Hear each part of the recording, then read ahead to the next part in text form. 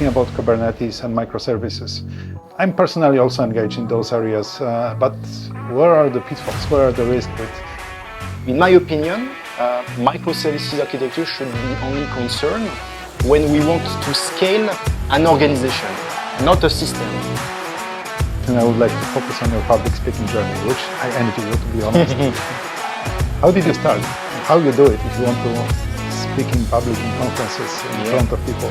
Engineers are super smart people, very logical, very organized, but most of the time they are not very great in communicating. And a very good way to practice communication is actually to... How did this public speaking experience influence your career? When you become a CTO, the first letter actually matters a lot. You are a chief, so you are C-level. Hello and welcome to the show CTO by TechVibe, the place we talk about important things for the aspiring CTOs. I'm Michael. Today my guest is Ludovic Toison, a famous CTO of NFQ. And our host today is because we are located on NFQ office in Saigon. Ludovic is known for his amazing career as well as his activity as a speaker on multiple conferences, including DevOpsCon in Singapore and many others, including one even in my home country, Poland. Ludovic, welcome to the show. Thank you, Michael. Thank you for having me. It's a pleasure having the opportunity to share and to meet other leaders. Thank you. Thank you very much for having us. I would like to start talking about your current role and the challenges that you face having over 250 engineers across multiple countries. How do you manage this? Sure. So my role currently as a CTO involves basically operating the delivery aspect. So basically making sure we sell something we can deliver to the clients. Second of all, that we deliver what we promise. And finally, that what we deliver makes sense, deliver value, and still is profitable from an economical perspective. So I need to make sure that we deliver something that makes sense, bring value, and is profitable for the company. And today, we operate in different countries. Most of our clients are located in Europe. And I also need to make sure that we build a team that are able to collaborate effectively with European clients in terms of like skills, mindsets, product vision. That's challenging. And from my perspective, the time zone is always a challenge, right? We are here in Asia, UTC +7, and the Europe clients. How you manage this? What's your way of making this sustainable? Yeah, it's a question that we usually have a lot from clients. How this is going to look like? Can we really work? Is it not too complicated? And at the end, because I also experienced it myself, I think actually it's not really a problem. When you have time zone differences, you allow people to focus. They are constantly interrupted, right? Especially in Vietnam, in the morning, you can work and you have no meetings, no interruption, no client calls, and you can really focus in your code. You can really focus in delivering value. And I think this is very interesting for engineers because they hate to be interrupted every 2 minutes. I have these problems. What do you think about that? So I think it brings some healthy collaboration model. We can focus on the morning. On the afternoon, we have a series of meetings to synchronize. And we have already work that we can do the day after. The second of all, we can leverage the time zone differences, right? Because when we receive a request, it will be handled during the night. And when our client's waking up, basically the job is already done. Finally, we are also managing a couple of production environments. And sometimes we need to do some upgrades, maintenance. Again, leveraging these time zone differences allow us to do that without basically harming the production. So it's really cool. And nowadays, it's not really a problem. I see more benefit in having time zone differences rather than being really a problem. That's actually a unique selling proposition if you present it this way, right? Sure. Yeah, makes perfect sense to me. And talking about the projects, are there any specific projects that you did recently that you want to share with our audience? Yeah, I mean, I think a lot of people heard recently about the popularity of artificial intelligence and data platform in general. And this is something we are very concerned at NFQ. And this is the reason why over the last years we have really invested on that. And now we have been working recently with clients located in Japan. And we are supporting them to build a master data management platform to improve their efficiency in the way they store information, metadata, the value, the correctness, the data quality, and this is truly an enabler for the business. What I like about this project is that this is the first time we're actually collaborating with Japanese clients, so it's a different style, different culture, different collaborationship, but it's very valuable because I think as well, one of the value of NFQ is that we are very diverse. We have different nationalities in-house. We are working with clients from different countries. And I think adding new countries, new way of working is really like insightful. Yeah, that sounds really amazing. The next chapter of our conversation, I would like to move more into technology. You are known for speaking about Kubernetes and microservices. I'm personally also engaged in those areas, but where are the pitfalls? Where are the risks with following the hype and using those two? I think it's an interesting question. Actually, it's a question I usually ask when I interview engineers. What could be the reason? What could be the reasoning process to decide whether we want to go or not to a microservices architecture? In my opinion, microservices architecture should be only concerned when we want to scale an organization, not a system. Microservices is not a technical pattern. It's an organizational pattern. We suddenly have many people working on the same code base, working on the same components. The code base is increasing in terms of complexity, in terms of domain, in terms of overlapping. And we want to provide some segregation. We want to isolate context, domain, provide some speciality, maybe organizing feature teams. And one way to achieve that is by microservices. So we should not use microservices when we have performance issue, scalability issue. It can be easily solved by the infrastructure. That's really surprising, but important that this is not a solution for scalability, right? It's not a solution for the technical scalability because, in my opinion, today the infrastructure everywhere is kind of like, it's not a challenge anymore. The resources are cheap. We can easily expand and scalable. I'm not saying this is cost effective, but it's not a technical limitation, right? Multiplying the number of instances, overcapaciting. We don't have any physical limitation today, right? So it should not be a motivation to migrate to a microservice architecture. Yeah.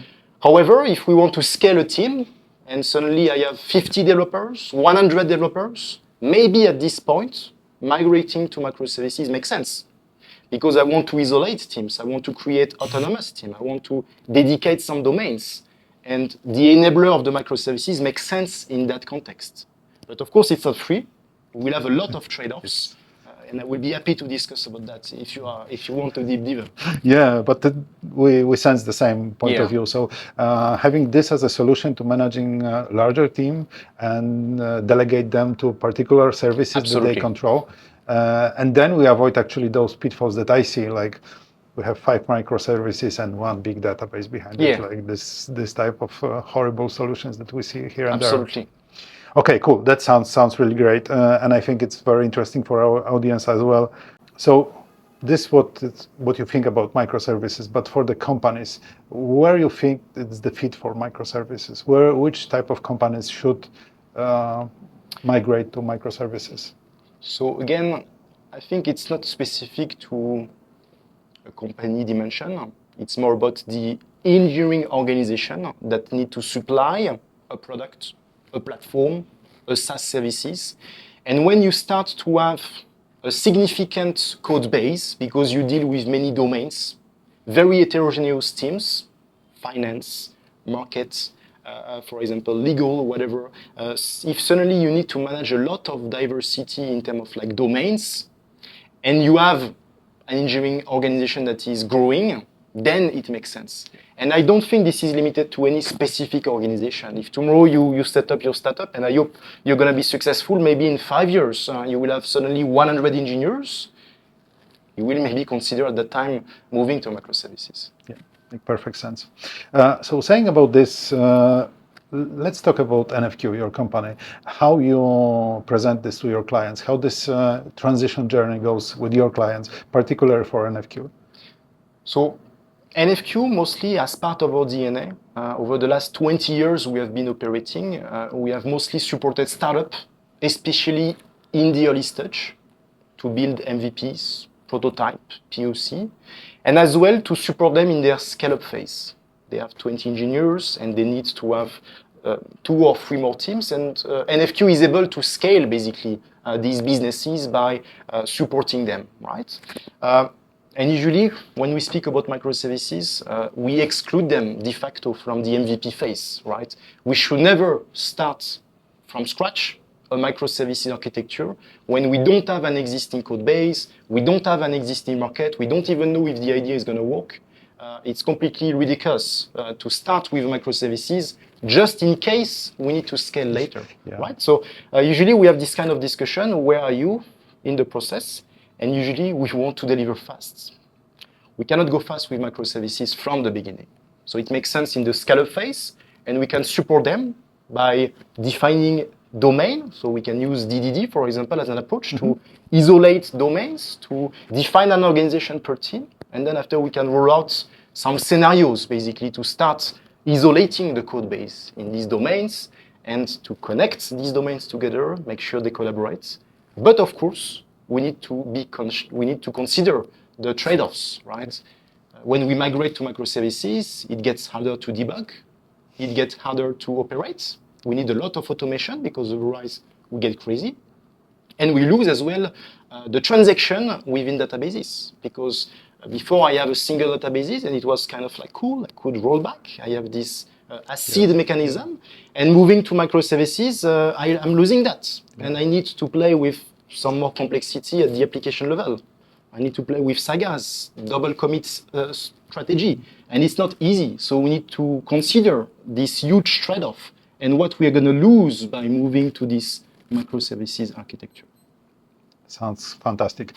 Final question for the technology part. Yeah. We mentioned twice scaling. Yeah. Do you agree with my favorite sentence that scaling is a process, not a feature? Yes, absolutely. It's not a destination, it's a process, it's an organization. We have a series of enablers. Are we able to scale? At what time? What is needed? What are we setting up to achieve this scalability? And most of them are not always technical, right? You need more people, you need more synchronization, you need more structure, you need more documentation, you need a rollback mechanism, you need a backup strategy. All of these enablers are helping. Yeah. Thank you very much for sharing this, and especially when it fits exactly my point of view. In the next section of our interview, I would like to ask you about something that actually I envy you. Tell me about your public speaking experience and how this started, how to begin. Yeah. I think before answering, I would like to explain you why. Okay, I like this approach to explain why before how we do things. So, as engineers, most of the time we are not very comfortable in communicating with people, right? It's not very easy. Sometimes we don't even see the point. But after years of experience, I realized that even in software engineering, we are actually in a very highly social activity. We need to communicate together as a team. We need to speak to clients. We need to involve and engage with various people, different profile, people that don't speak about technology, right? Product owner, designer, project manager. We need to influence as well our colleagues. Why my approach is the most relevant in this topic. All of this is communicationally based, right? So you cannot be a good engineer if you're not very comfortable communicating, sharing, speaking about something, right? So very early in my career, I started doing sprint review, demos with my teams, for example, to explain regularly where we are, how this feature that I implement is working. So this is how I get comfortable. Later on, when I became a team lead, this is also something I push our engineers to do. Speak about your feature. You should be proud of it. You can explain how it works. What is the business problem we are trying to solve? What's the challenge that we face? What are the next steps? You can do it. And it's good. And after that, I start to do a couple of meetups. So it's communities events. We buy some pizzas, we buy some beers. We speak about cool technological topic. So I use this as an opportunity to practice. It's a very safe environment because you have a lot of passionate people. They are not here to trick you. They are here to understand, to ask questions, to connect, right? And eventually, I apply to speak in a public conferences. So you need to apply on a call for paper. You need to fill out a form. You describe your talks, the title, the description. It's very hard to get selected. Actually, most of the conferences you only have like 15 to 20% acceptance rates. So I got a lot of rejection at the beginning. Because my title was not impactful, because the description was not clear enough, maybe because the topic was not so interesting. And I learned from this feedback. I look as well at how the other speakers were doing, and at some point I get selected finally. And in 2022, I gave my first public conferences in Paris at Devox. So I had the opportunity to speak in front of 300 people. They all paid their tickets. It was in a huge room, and for 3 hours with my colleagues, we speak about Kubernetes and different aspects: how to secure a Kubernetes cluster, what are the best practices, what's the mistake we've made, what you can learn from that, and it was really awesome experience, and I really like this experience. I would like to hear it, really. You can find it on YouTube, actually. And what is cool as well about that is you receive a lot of feedback. You have people asking questions. You have people waiting for you at the end and sharing with you, hey, I really enjoy your presentations. Good job. Can we have a coffee? I have more questions. Can you share with me the slides? Most of the conferences as well, you have some mobile applications, and people can also rate you, give you some feedback. So it's very helpful to improve, to make it more engaging, maybe more fun. So it's really like a cool process that I really like. And finally, I really enjoy this exercise as well because it requires a lot of discipline, preparation, and it forces you as well to fully understand what you are going to speak about. Most of the people that are able to explain complex things in simple terms, it's because they have digested the complexity. It's because they understand deeply what it means, and they are able to explain it in a very simple way, right? So when you speak in front of a lot of people, you have to do that. You have to really understand what you're talking about in order to digest the complexity for the audience. And I think it's a really a good challenge as well. I agree, but it's a real challenge at the same time.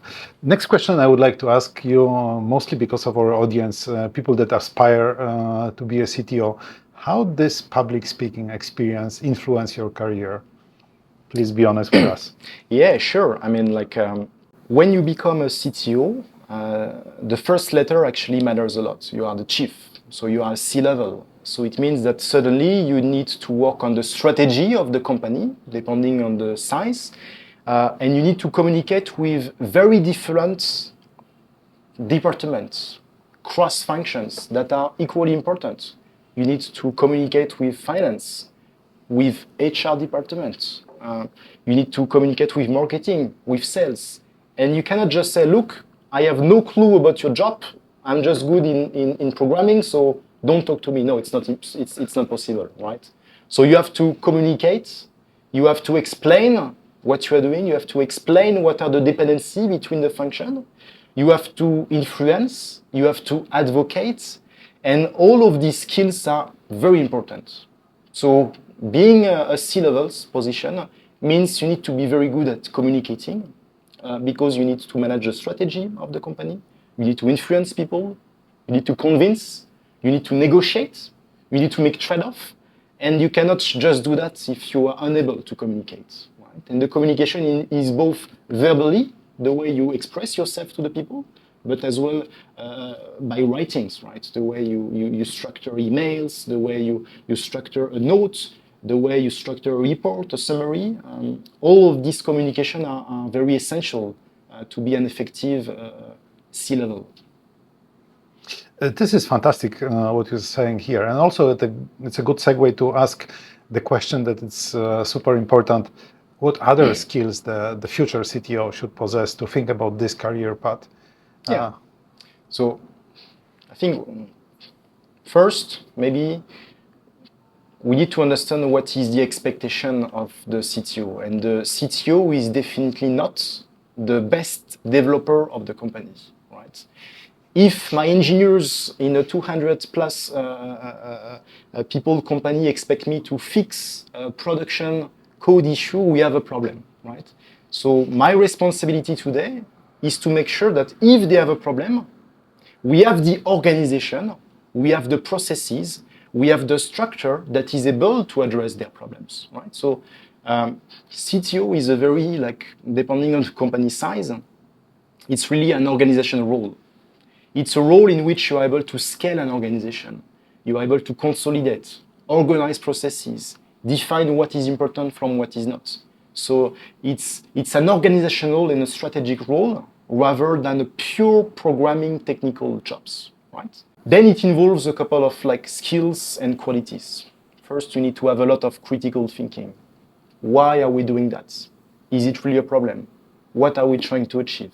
What are the dependencies? Should we do that today or it can wait tomorrow, right? You need to be really aware about the situation you are involving, right? The second aspect is that you need to be very comfortable with the situational awareness, the dependency. If we do that, this is the impact. If we say that, this is how it could be perceived. If we act like that, this is the consequences we can expect. You need to understand that when you do something, it has impact, consequences, and we need to be aware about that. This is called situational awareness, right? The third topic that is very important as well is the context switching. If you are someone that don't like to be interrupted, you have a problem, you would like to focus 2 hours on something, don't become a CTO. It's impossible, right? Because again, in this position, you are constantly interrupted. It's not good, it's not bad. This is just what it is. You have a lot of meetings. You need to integrate with a lot of people, different contexts, different clients, different technology, different project, different timeline, different expectation, different goals, sometimes different function as well. Human resources, finance, accounting, sales, marketing. So you need to play with this diversity on a daily basis. And then you need to be very, very comfortable in switching context to be able to really understand quickly, okay, this is what we should discuss about, this is the goal, this is the expectation. And maybe in 1 hour you will speak about something completely different and you need to be very comfortable with it. Otherwise it's very, very hard.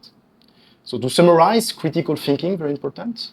The ability as well to have situational awareness, the context switching, and finally a lot of empathy. Right?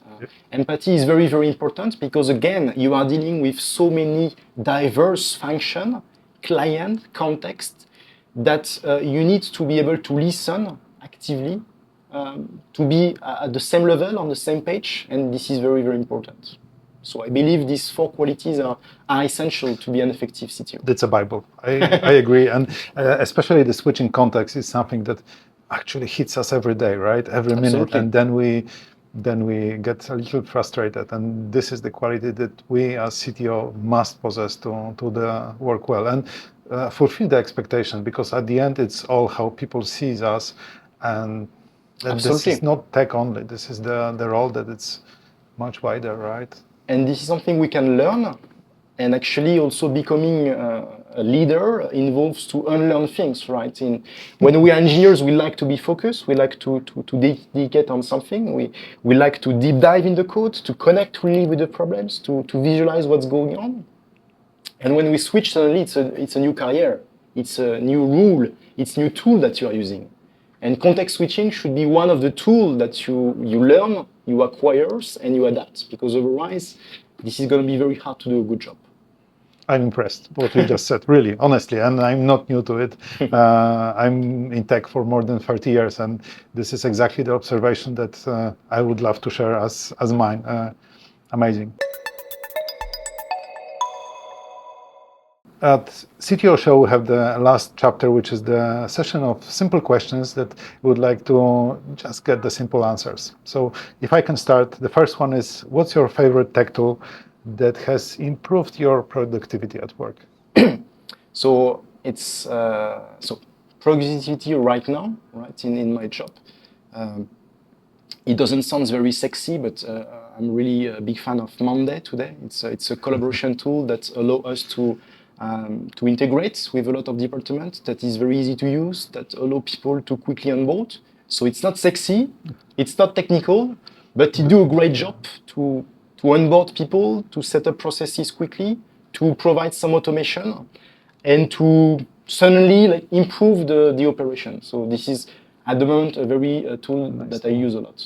Cool. The next question is, if you will not be a CTO, what would be the profession that you would pursue? Yeah, I think if I would not be a CTO, I would probably be a teacher because I like to share knowledge.